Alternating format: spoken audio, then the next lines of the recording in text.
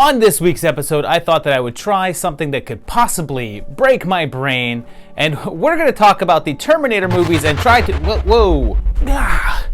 Listen, we have to talk!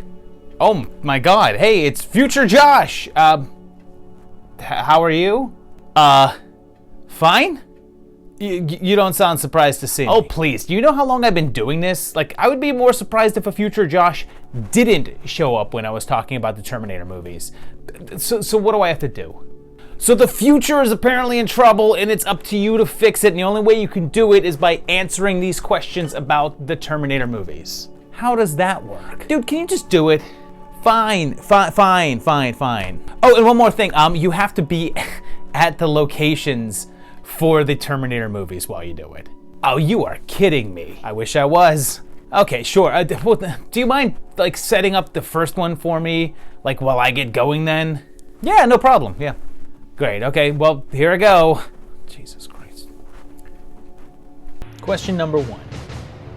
Who was John's original father? Before I even get into this, we have to get into how time travel works in these movies, and that's going to be a recurring theme here. So let's explain what we know at this point. The first movie is what's called a closed loop system. In this type of time travel, the past is unchangeable.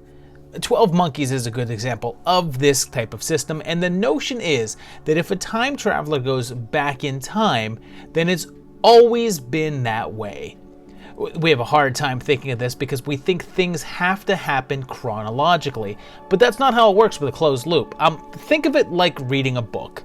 The contents of the book are unchangeable. It's not like the characters of the book are going to change the events while you're reading it. You're holding a finished work of literature in your hands. Kind of like the book Timelines of Terror, which is now available or will be available soon. But the book is complete. There's no changing what happens in that book. Now, if you read it how it's supposed to be, from like pages 1 to whatever, like 300, whatever, then that's how time works. It's chronological. But if you take the last page out and then just randomly place it in a quarter of the way and then read it that way, it's not like you've looped the book. You didn't like read the ending and then go back and reread the whole book again. No, it's the first time you've encountered that page. It's still the same pages with the same events happening. It's just that there's now a small piece of the ending somewhere that it shouldn't be. Now, in contrast to time travel and a closed loop, think of time as the same way. It's already decided.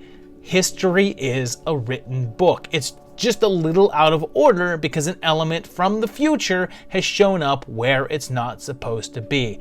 That element can't change anything because those things haven't happened yet. There's nothing to change. Anything that person does is how it always was. They can't change anything because there's only one way for things to happen, like a book. So any involvement they had in the past was there to begin with. I know it's the first question in, and I already have a headache, but bear with me. The first Terminator movie is a closed loop. There was never a past in which Kyle Reese didn't show up along with a Terminator. What we are seeing is the events of the present, the only way that they occurred. How do we know this? Pretty simply, the photograph is the prime example. The picture that Kyle has in the future is the exact one that is taken at the ending of the film. I mean, look at it. It's the same one. It's not like some similar picture. It's the same one. Sarah going into the mountains with a new look and a dog. She's no longer the cheerleadery waitress. She's hardened by her experiences, and she bought the dog because of knowing they can detect Terminators. This is telling us that the Sarah from the picture has already faced one, and we know she did because we saw it.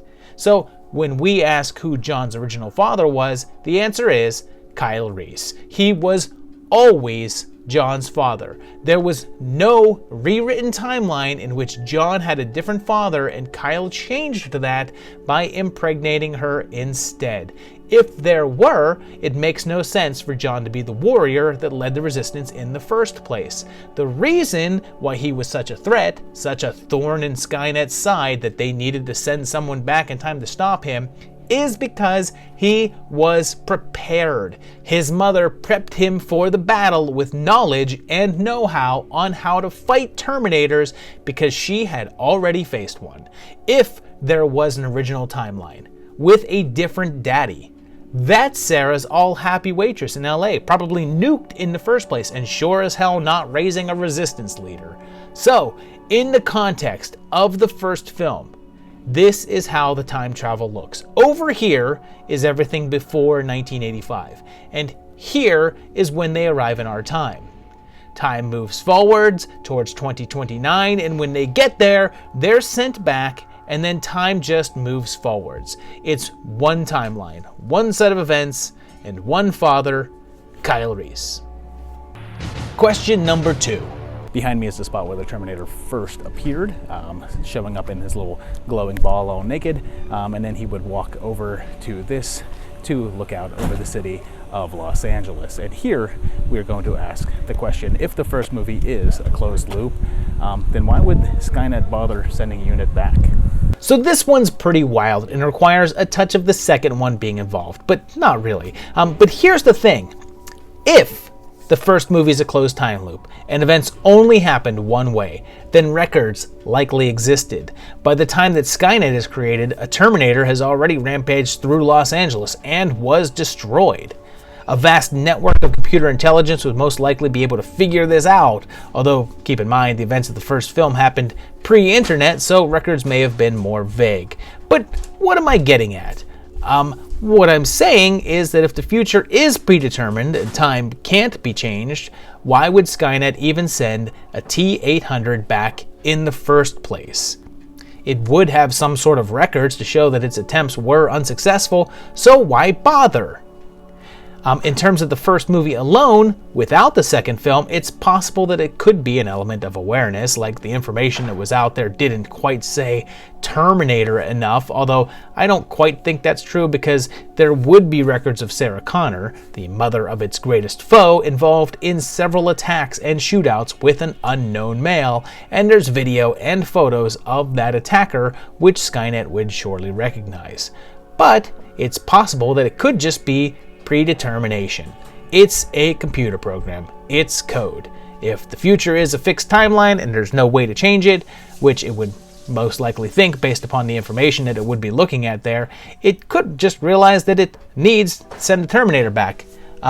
Because it already did. It knows that this thing has happened. The program has been enacted, so it has to complete its end of things in order to maintain a fixed timeline. But the second film actually gives us more. There, we find out that Cyberdyne actually used the bits of the T-800 skeleton to devise what would become Skynet. What if its intention was never to kill Sarah Connor? What if it knew that its attempts there were doomed, but it also knew that if it didn't send it back, the necessary pieces for its own creation would be absent? So, in that case, sending that Terminator back in time wasn't about killing Sarah and stopping John's birth. That was just a side mission in a way, a diversion. Its actual mission was simply to be there so that it could exist. And oh yeah, how's that headache coming? Good? Good? How many aspirin so far? Good. Okay, let's keep that energy because it's about to get wackier. Question number 3. Alright, behind me is the observatory where we first see the Terminator start to approach, and behind me is where he encountered the punks, although that little building that was there is now gone. It has been torn down, but the observatory is still there. But we're going to ask the question here, if the first film is a closed loop, then how could the second film even happen? So look, we've already established that the first film sets up a closed loop timeline. Things cannot be changed, and the way that they are is the way it will always be. But then Kyle says that Skynet had lost, and the defense grid was smashed. It says that when they found the time travel machine, they had already sent the Terminator through, and then they sent him solo and then blew the place. He says no one goes home and no one else goes through. He says it's just the Terminator and him. So, if this is a closed loop, and what Reese is saying is true, then there shouldn't be a T-1000 to send through. Skynet was defeated, right? The time portal was destroyed. So the most common answer that I've seen here is that it's not a closed loop and that the events of the first film changed the future so that Skynet was more advanced and things didn't quite go the same way, and therefore the computer was not quite defeated. But here's the thing. We don't know that it's not still a closed loop. The ending of this seems to purport that they saved the day and that they stopped Skynet and changed the future. The alternate ending even confirms that by showing the fixed future and a politician John instead of a war hero. Like as if those two things are anything similar, right? But what if it isn't? I mean, that ending wasn't put in the film for a reason. And that reason was to keep it up in the air if their efforts even changed anything, at least in terms of the second film. Obviously the third one is going to change that, but the fact is that whether the second film is a closed loop or not doesn't affect the question. Look, the first film is still a closed loop. Nothing is changed in the past because of the Terminator and Kyle. The picture proves that. But there is an answer out there that works with the notion that the first film is still a closed loop and seems to be the more official answer. And the key is in what Reese says in the first film. When they arrived at the base, the Terminator had already been sent. They didn't witness that. And they had to send our guy before they destroyed the machine. So he had no information about what they did afterwards. Well, the novelization for T2 actually gave us the info on what happened. The time machine was a prototype, as was the T-1000. It was unperfected and new, which is why it was glitching, even though you can't much see the glitches in the regular version of the film, but the director's cut shows them quite a bit. Skynet didn't just send back that T-800 from the first film, it sent two Terminators, one to kill Sarah in 1984 and the other to kill John in 1995. It would have awareness that John would be more prepared for the fight, so it sends the more advanced prototype to that era. We know from Salvation that Skynet had more advanced tech than what was out in the field, and I know that one's technically a different timeline, but there's no reason to think that it wasn't doing that here too.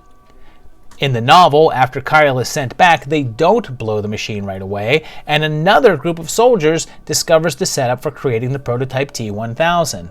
They then discover that there were two time eras sent to and decide to send a reprogrammed T-800 back to help out.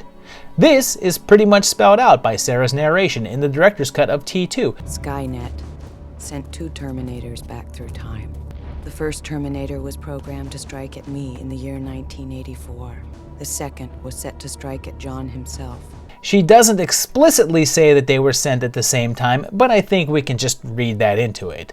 So, in terms of how that all played out, until the events of the ending of the second film, it's still a closed loop until their actions potentially changed things. Although, at this point, we don't know if it did or not. But you may ask, how does this work with the second question? If they sent the T-800 back to Sarah's time to ensure its own creation, then why send the T-1000 back if they have the information that it fails? Well, that is a question for another day. Or episode. But let's take a look at our timeline now. This simply adds one arc from 2029 to 1995. Now, if this is a closed loop and they don't change the future, then it simply looks like this. Still one set of events. Without the T-800 parts, they still create Skynet and the war still happens. But if they do change them, one of two things happens. One is that they alter the events of the future and it's changed, and the timeline that they came from is now erased, gone, overlapped by the new one. The second is that a branch of time is formed. This new timeline becomes its own separate thing. The original future still exists, but you've now created an alternate future with the changed events. In this concept, you can never change your own past. You're always going back to a different timeline where the events are still unwritten. From this point on, I would recommend skipping the aspirin and going straight to alcohol. Question number 4. And I'm here outside of Caro's restaurant in South Pasadena, which is where Sarah Connor worked before everything went down. And oddly enough, this is actually about 2 blocks away from the Michael Myers house from Halloween. And here we're going to ask the question, in the future, when John Connor sent Kyle Reese back in time, did he know that Kyle was his father? Okay, so here's another tidbit that absolutely proves that the first movie is a closed time loop and there was no father before Kyle Reese. Here's what the first film tells us. Kyle tells us that John's dad died before the war and says that she prepared John for battle and was in hiding before the war. Taught her son to fight, organize, prepare from when he was a kid. When you were in hiding before the war. Look, the only way that she can do that is if she knows that the war is coming. She prepared the John Connor of Reese's future for battle with the machines before the machines started attacking. If there was some original future in which a Terminator and Kyle were never sent back, she wouldn't have been able to do this. And this part of the movie is really, really important, and I'm stressing this right now because I guarantee that there will be people in the comments trying to argue that the time does change in the original film and that there was a timeline in which there was no Terminator and no Kyle Reese. It's going to happen. So if you're down there doing that, everyone reading the comments will know that you didn't watch the whole video because, again, Sarah took John into the mountains and started training him for the war before Skynet was created. If you can explain how she knew that a war with the machines was going to be a thing and started training her son to be the leader of the resistance without involving time travel, go for it, because that's what you're gonna have to do to make your argument work. So, Kyle's statements are telling for a very specific reason. He says that John never talked to him much about his dad, which makes sense because he knew he was talking to his dad. The whole original timeline thing doesn't make sense for a big reason, and that's the fact that if you have a different dad all of a sudden, guess what? You're not the same person. If there's an original timeline and Kyle goes back and overwrites the old dad, John doesn't exist anymore. Sure, there may be a different person named John Connor, but half of his DNA is different. So, look, it's pretty clear that Sarah told John about his dad and that he was from the future. The second movie tells us that. John knows exactly where his dad is from and very likely who he is. In the first movie, we're told that John gave Kyle that photo of his mom. It's a pretty important photo to him, so what other reason would there be for him to give it to him? John is ensuring his own existence. He chooses Kyle Reese to go back in time for a very specific reason, and that's that he has to, or else he would be someone else. Because, look, we know from the second film that he has the capabilities of sending back Terminators. If so, he could have sent another one back to 1984, which would have been a better plan because who better to fight a T-800 than another T-800, but instead he just sends back a guy? Well, yeah, because he's ensuring that he was born. He wasn't just sending back the dude, he was sending back his penis, because he needed to make sure that this guy that he knows goes back in time to bone down his mom. And wow, this just got really uncomfortable. Besides that, the ending of the first movie tells us straight up that he knows. Sarah is making the tapes for him. Should I tell you about your father? Boy, that's a tough one. Will it affect your decision to send him here, knowing that he is your father? If you don't send Kyle, you can never be. She says Kyle, and then she says that if he doesn't send him back, he can never be. So yeah, dude knows. Question number 5. And behind me now is the location that they used for Sarah Connor's apartment in the original Terminator movie before everything went on. And here we're going to ask, if Sarah knew that they were changing the future, wasn't she taking a chance that they were erasing John's existence? Bear with me here because now we're getting into paradox land. We've already discussed a closed time loop and also talked about how there's other ways of changing the future. One overwrites the future, replacing those events, and the other creates a new timeline. So, in the second film, Sarah is dead set on preventing Judgment Day, and her plan to do so involves making sure that Skynet never comes to be.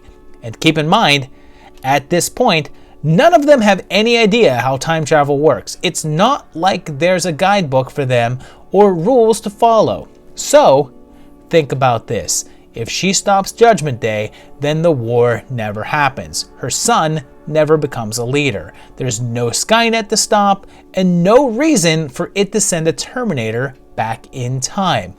If no Terminator goes back in time, then Kyle Reese doesn't go either. If he doesn't go back, then John is never born. So right there, she could be wiping her son out of existence if this movie played by, say, Back to the Future rules. Granted, it doesn't quite work that way because in actuality, if this film does indeed change the future and stop Skynet from existing, because again, keep in mind, in the regular release, we don't know if anything is changed here, then it creates a new future, and this is in a different timeline. So, John is safe because it's a separate world. That future with Kyle being sent into the past still exists somewhere, and in that one, the war still rages on. But in this new timeline, they prevent that future, and John still exists. So, what I want to emphasize here is that the T-1000 and Uncle Bob Terminator are always sent back. They're always a part of the timeline. The thing that changes is the sacrifice of Dyson and the destruction of the hand and chip. That's the changed variable here that creates the new future. In that original timeline, the T-1000 and Uncle Bob are still there. And things play out in a similar fashion, with the liquid guy melting down and Bob scrapping himself, but Dyson is never involved and still creates Skynet. But here's the deal. There's no way for Sarah to know that changing the future will do this. For all she knows, doing that creates a paradox that blips John out of existence because there's no Kyle to go back. And here's what's up, and it's pretty harsh, but I think she's cool with it. She knows what the effects of Judgment Day are, and it's millions and millions and billions of people. She's weighed it out and realized this could mean my son is gone forever, but all of these humans everywhere else will live. She's done the whole one life for millions and made her choice, and that was the chance she was willing to take, which is pretty cold in one way, but I guess also noble? Luckily, time didn't work that way, and she got her cake and ate it too by saving all the people, potentially, and also kept her son around. The fact that he was still there was an unexpected circumstance, which she's happy about because I guess, she's not too hardcore. Question number 6. It's changed quite a bit, but behind me is the entrance to the Tech Noir nightclub, and very, very different now. But while we're here, we're going to ask the question, is the Terminator the T-800 or is it the Model 101? So I think most people know that the Arnold Terminator is called the T-800 versus the Robert Patrick T-1000. But here's the thing, neither the first or second movie refers to it as a T-800, and instead called it a Cyberdyne System Model 101. Cyberdyne Systems Model 101. 101. Cyberdyne Systems Model 101. So, what's the difference? Well, I think to fans of this series, this isn't too big of a surprise and not really an unanswered question for you guys, but for the mass public, I think it's worth noting. And yeah, T-800 is never said in the regular versions of either films. In fact, it's only in the director's cut where the distinction is made. There's a bit that was cut where they alter his programming, and his diagnostic readout says that he is a Cyberdyne Systems Series 800 Model 101. There was also going to be a scene that was never shot, but it's in the script where he describes himself in the same way. But in the promotional material for the movie, including the trailers, they show the designation. So it's clear that by this point, that's what they were going with, and it became the standard known. So what does it mean? Well, as we know, the 800 series are the version that Arnold is from, and they're all the Terminators that Kyle described in the first movie. Before the 800s, the Terminators looked more like robots, easier to spot. The 800 series was the first that could truly infiltrate human camps and go undetected. So what's the Model 101? Well, that's his particular skin. The versions that look like Arnold are all Model 101s.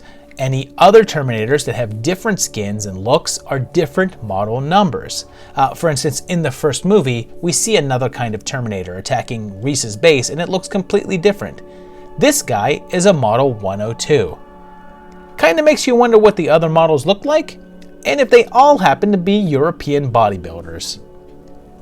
Question number 7. Behind me is the alleyway where Kyle Reese first appeared here in the present day in downtown Los Angeles, and here's what we're going to ask. Hey, if only human skin can get through time, how did the liquid metal of the T-1000 and TX get through? Oh man, this one has always bugged me. The first film establishes one of the rules of time travel is that inorganic material can't go back in time, which is why they're naked when they come through and don't have any clothing or weapons on them. The T-800 can only travel back because their exoskeleton is covered by flesh, hiding the machine underneath. But the liquid metal isn't organic material. So, how does the T-1000 in Part 2 or even the TX from Part 3 get back in time? There's actually a couple of theories here, and one is more official than the others. The first is that one of the abilities of the liquid metal ones is that they have the ability to mimic the specific electrical field of flesh, thus confusing the time machine, which I guess is fine and all, but feels like a little hand-wavy and not as much fun. The more elaborate answer is that they did come back in flesh, but we just didn't see it. When we first see the 1000 or the X for the first time, they are wrapped in skin, their default skin. The liquid metal bot is underneath. Then, in a moment conveniently off camera, they shed that skin like a snake and take the form of their choosing. This was actually a scripted moment in the second movie. That cop was supposed to find a husk of discarded skin near the spot that he arrives at, but they cut it out because it felt confusing and also gave away that Robert Patrick was actually the bad guy, although they went ahead and did that with the marketing anyway, so whatever. And this answer does make more sense than the whole electrical field thing anyway, because otherwise, why would the T-1000 or X come back naked? If their normal self could confuse the time machine, then they wouldn't have to be nude.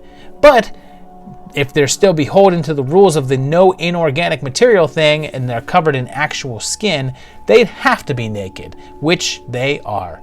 I mean, you didn't just think that they were nude just so that the audience could have a little titillation factor, did you? Oh yeah, and hey, that was 2 questions in a row that didn't involve complex time looping theories, so my brain is starting to feel better. Question number 8. Right behind me is the area where they had the playground where Sarah dreamed about the nuke devastating Los Angeles. There's no playground here anymore, it's just an area in the park, but you can still see the city behind it. And interestingly enough, you can't see this in the movie, but right over there is Dodger Stadium, conveniently out of frame.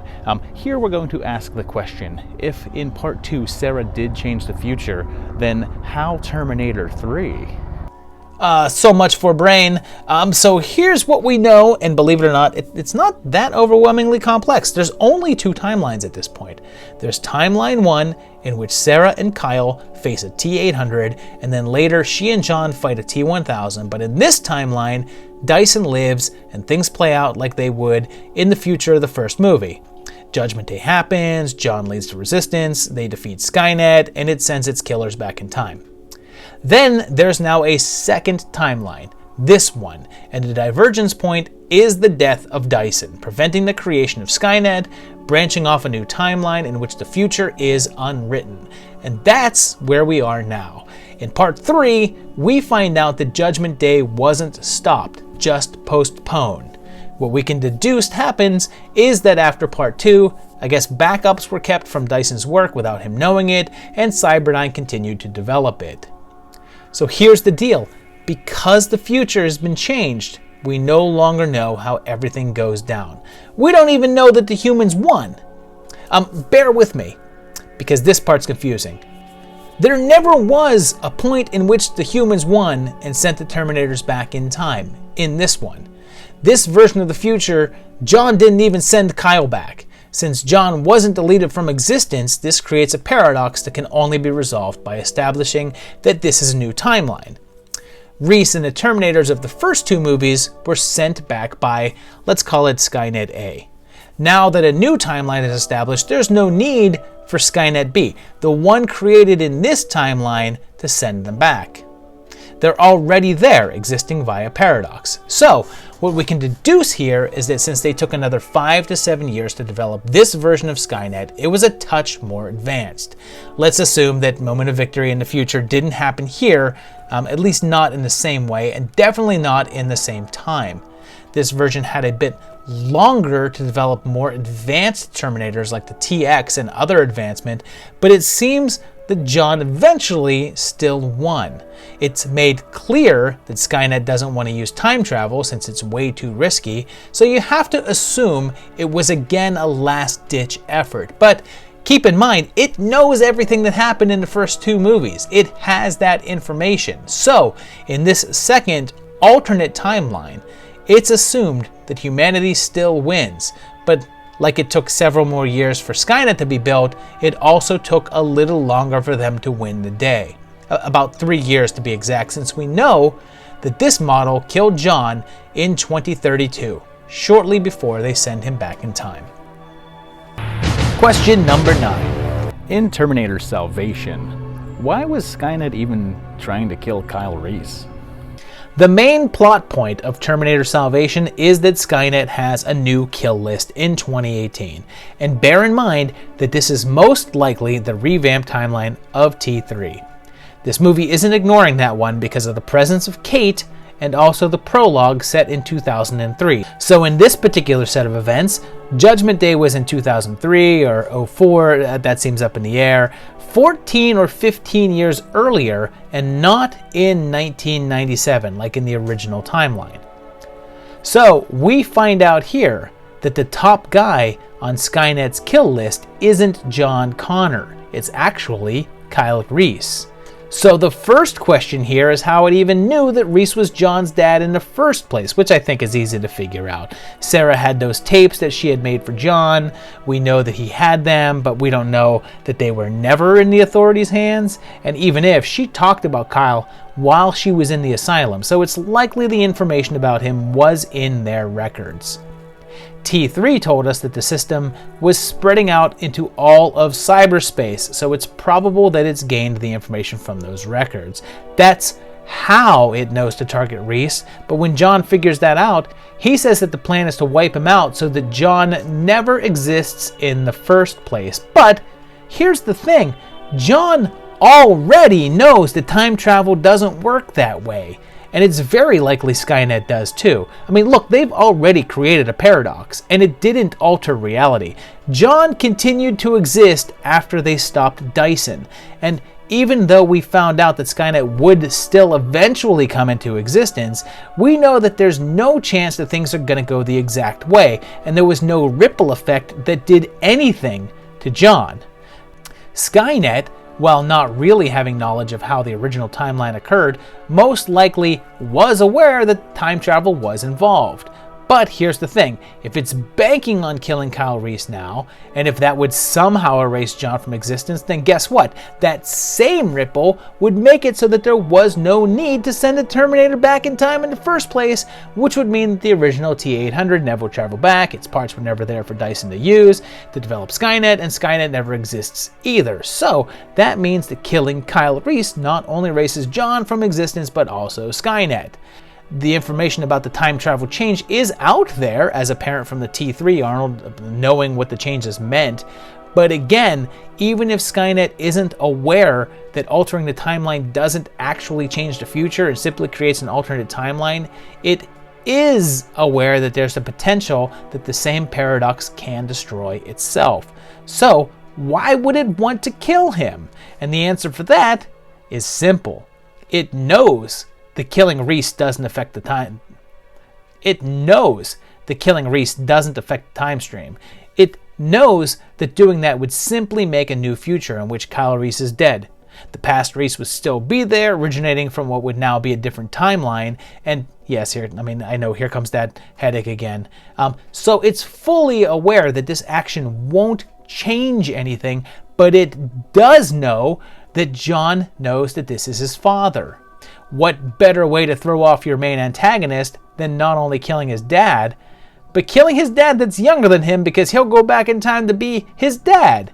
What better way to throw off your enemy than going after the guy whose death will not only upset him, but freak him out into thinking that he's going to be wiped out of existence? It's pure psychological warfare, cold and calculated, and actually free of time travel nonsense. It's just a machine saying, "Oh, you're trying to stop me?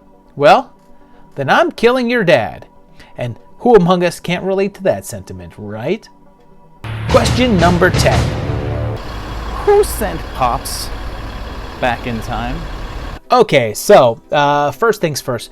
Genesis is a soft reboot. It's not in continuity with the other films, any of them.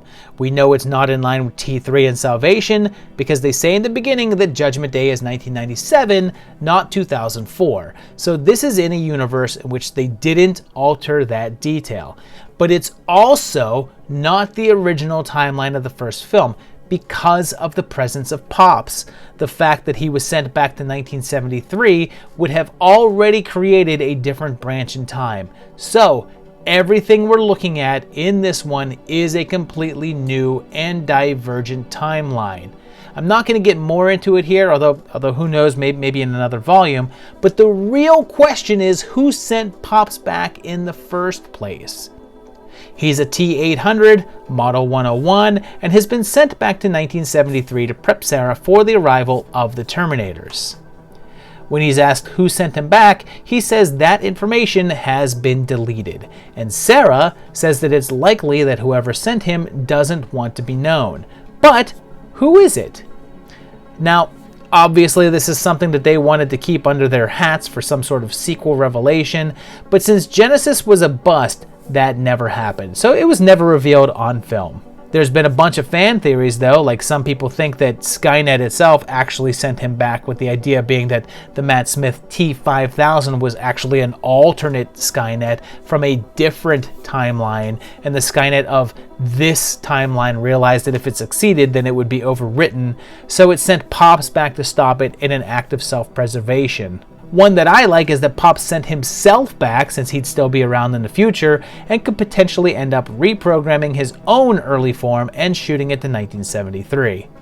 But it turns out that the writers have actually revealed the answer in an interview, and the answer's really simple. It was Sarah and Kyle, and before they did so, they programmed it with how to build a time machine, which is why it was able to do that back in 1984. Question number 11. Okay, I'm back. Oh wait, you still have one more question. Oh, fine. Okay, well then, who sent the Terminator back in the beginning of Dark Fate? The general thought is that Dark Fate ignores everything after T2, and this might be the case. But first off, I want to talk about the notion that this Terminator was sent back to 1998 at the same time as the others. It's been suggested that instead of just sending the T-800 to 1984 and the T-1000 to 1995, that they also sent this one as a failsafe plan, and logically that seems to make sense, since Reese admitted in the first film that they arrived after the bot was sent, so there's no telling really how many they sent back. But the issue here is that John and Sarah changed the timeline. They altered history and branched off into a new continuity. The Terminator from that original future, sent back to 1998, would only arrive in a past in which Sarah and John did not alter things, but they clearly did here. So this particular model was not sent by the OG Skynet at the same time, at least to 1998. Hold up. We'll come back to that in a second. But what we find out soon enough is that there is no Skynet in the new future, and no one has heard of Sarah or John Connor, so they're not important anymore. What happened afterwards is that instead of Skynet being created, something called Legion is created. So it's clear that Cyberdyne kept plugging away. But this new future doesn't contain a John Connor because he's dead. So one option is that this is in continuity with parts 3 and 4. Perhaps after the events of Salvation, in this new future they created post T2, when they get to 2029, and likely reaching a point in which Skynet is losing, instead of sending that original T-800 back to 1984, they sent it to 1998, where it kills John, and that creates a new timeline, which this is. But that doesn't quite make sense, because if it were that timeline, even without John, stuff at Cyberdyne would still go unchanged, because John's death wouldn't actually affect that. If that were true, Judgment Day still would have occurred in 2003 or 4, just without John. So, the thing that makes sense, the thing that works, is this. Sarah says in this one, Skynet had sent several Terminators to hunt him, hinting that they were sent at the same time. That means that yes, in fact, in 2029, in that one last desperate effort to save itself, Skynet sent back 2 T-800s and 1 T-1000. But how does that make sense with what I said earlier? How does this Terminator exist in the altered timeline if they changed the timeline? It should have been in the original 1998, not this one, right? So, the key there is what Sarah says next. One of them finally caught up to us. And then she says that it was carrying out orders from a future that no longer exists. So what that means is that the robot was sent back before 1995, or at the same time as the T-1000, but either had a side mission it had to carry out first, like possibly killing the lieutenants like in part 3, or was just sent further away. It likely simply missed the action of the second film, and then Sarah and John were able to keep one step ahead of it just because they were being cautious. Not because they knew it was out there, but just because Sarah was still being her paranoid self. We know that if the future is changed, it doesn't affect the things that remain behind, because if that was true, then John wouldn't be there. But also, you would think that Dyson blowing up their plans would have changed things and affect Uncle Bob and the T-1000. I assume that change in the future wasn't solely dependent upon the arm and the chip being there, right? I mean, if it were, the second that stuff was melted down, Uncle Bob should have blipped out of existence. You could rationalize it and say, oh, but Uncle Bob was a Terminator and a chip, and yeah, no, he wasn't a part of the timeline that they used to build Skynet. Just him being there shouldn't be something that means the future is unchanged. The destruction of their Skynet plans and the pieces that they were using to create it were. So, either destruction of the plans or the arm and chip should have affected Bob if that were the case. But it didn't. He remained there. And so did the T-800 that was somewhere else out there. His future was gone. And as we see in this movie, The Skynet that commanded him was as well, but he still had his orders, like Sarah said. Okay, you did it. Good job. How did that save the future? Because I already did it. Like if you didn't do it, then the loop couldn't be closed. But now that it's complete, there's only one last thing for you to do. And what's that? This. Whoa!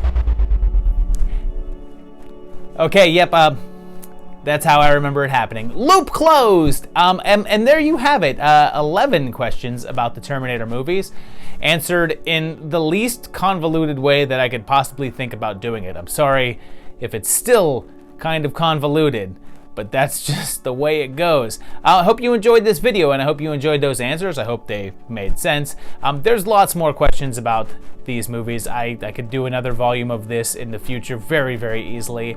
But if I do, what are some other questions that you would like to have answered? And did you like these answers? Did you agree with them? Let me know down below in the comments. Just fair warning though, if you are going to be trying to pull the whole, there is an original timeline where Kyle Reese is not John's father, I'm going to be asking you to explain the fact that Sarah was in the mountains before the war. I'm gonna do it. Yeah, if you liked this video, hit the like button. If you enjoy what you see on the channel, please consider subscribing to the video, to the channel, and hit that bell if you want notified when new videos come out. Also, check out my Patreon page at patreon.com/movietimelines. I'd appreciate that. These guys help support me. You can too. Certainly would appreciate it. And in the meantime, I'll see you very shortly for another great video. Thanks a lot, guys, and bye-bye.